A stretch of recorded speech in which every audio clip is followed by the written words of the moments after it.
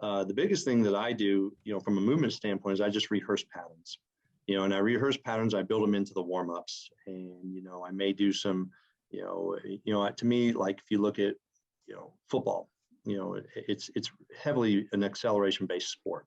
So if all my positions understand how to accelerate and they've grooved and worked on patterns like, hey, go sprint, go run, and a lot of those patterns will show themselves through. So I will say, like, they probably get daily dripping of it in season. Off season, when we get into our off season program, they'll get a lot more of that.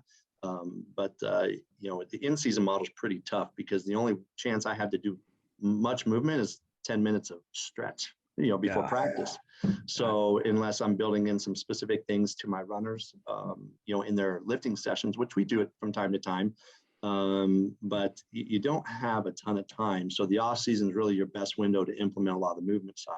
So the guys now who have been with me for a pretty good amount of time, my 4 years here, and if they've been here as well, their movement's pretty solid, and there's not much I have to do to change or clean up. And I'm less of a change your mechanics guy now than I used to be, because it's that wisdom thing where you understand that everybody's mechanics are unique to them for whatever reason. Mm-hmm. Now, if I see some inefficiencies that are they're not biological, they're not skeletal, they're not, if I see some of those issues, then yes, quick cue, let me get you in the most efficient position, boom, let's move on.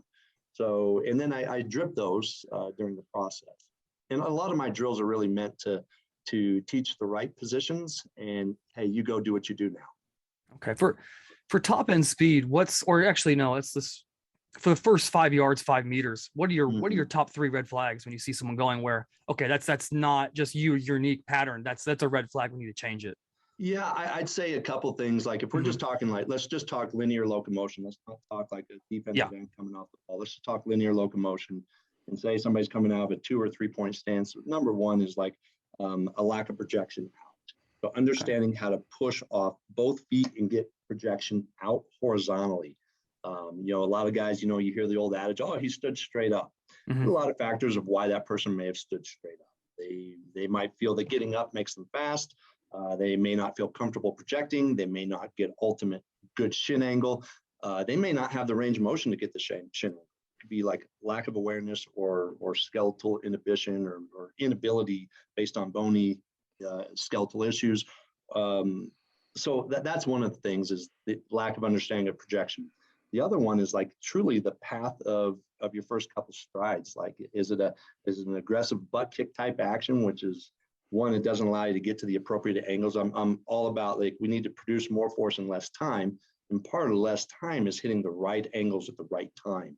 Mm-hmm. And I don't think a lot of, some people inherently figure it out, but most people are like, they're spinning their wheels like the road runner coming out of a start. Yeah. So that's why I've always said, like, when athletes wear cleats, it's kind of like a fail safe.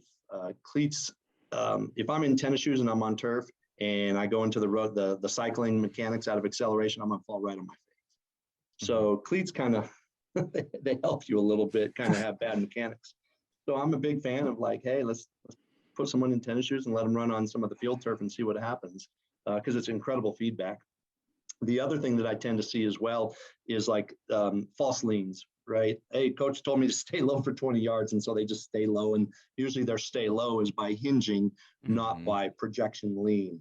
So for me, looking at those kind of things, and those are the things I'll try to really clean up. Now, let's take that concept and let's move it to football. Okay. If I tell my running back to extend the hips and get your projection lean, he's going to get hit by a linebacker and he's going backwards. So there's times where you have to hinge. You have to change your center of mass and your center of gravity positions to be able to get forward momentum and to keep balance. Like, there's a time to do those things. So that's one thing I think is very concerning when people teach technical models and they don't know how to apply the technical model to the sport. Mm-hmm. Does that make sense? Yes. Mm-hmm. Yeah, I'm following. So you've got to be able to take the technical model, teach what is right to get good mechanics, but then don't overcoach it when they go out and, they're running their route off press coverage. Mm-hmm. Like, you don't give your chest up, you don't get the hips extended. You're going to have to drop the hips. You're going to have to do certain things to get off of press. My running backs going through the hole, like if they try to run like a sprinter, it's going to be bad.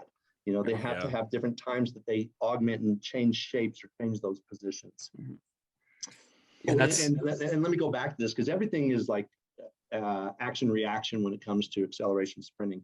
So if you have that person who pops vertical, they can't create the appropriate joint angle to be able to drive back, which is inherently acceleration. So everything is predicated on everything else. So if I pop straight up, I'm not going to get the thigh position that I want to get the shank angle. And if I can't get those shank angles, I'm not going to be able to drive behind me. So everything kind of, when you say everything matters, it kind of does. Yeah.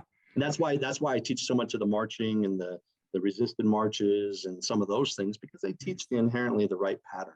And then I just tell them, hey, go be you now on the field. Yeah. Right.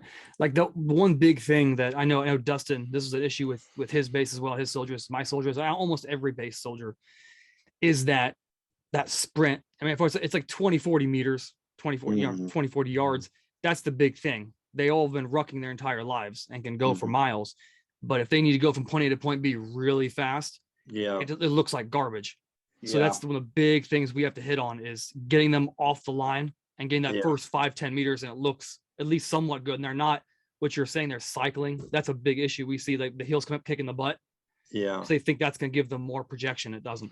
Yeah. And I think the thing that, I've worked with very few tactical populations, but, I got to believe the challenge is, footwear, the challenge is surface, the challenge is so many things once they get into their needs of their job. And so I think sometimes that goes back to that whole thing, like there's a technical model and then there's a realistic model for the job that's being done.